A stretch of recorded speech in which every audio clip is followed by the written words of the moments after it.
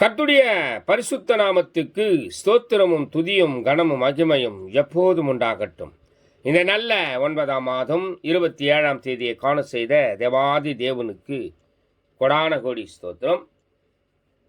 கர்த்தரின் மகிமை ஆத்தும ஆதாயம் சுவிசேஷ ஊழியத்தின் சார்பாக இன்றைய நாளுக்கான சில நிமிட தேவ செய்தியை கேளுங்கள். இனி காலம் செல்லாது, என் ஆண்டவராய் இயேசு கிறிஸ்து வரப்போகிறார்.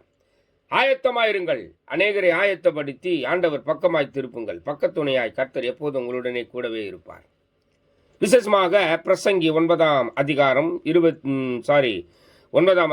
11ஆம் வசனம் சொல்லுகிறது, ஓடுகிறதற்கு வேகமுள்ளவர்களின் வேகமும் யுத்தத்துக்கு சௌரியவான்களின் சௌரியமும் போதாது, பிழைப்புக்கு ஞானமுள்ளவர்களின் ஞானமும் போதாது, ஐஸ்வர்யம் அடைவதற்கு புத்திமான்களின் புத்தியும் போதாது, தயவு அடைகிறதற்கு வித்துவான்களின் அறிவும் போதாது.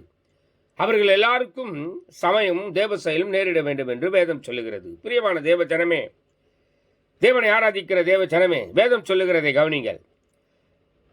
நாம் வேகமாய் ஓடுவதற்கும் யுத்தம் பண்ணுவதற்கும் பிழைப்புக்கும் ஐஸ்வர்யம் அடைவதற்கும்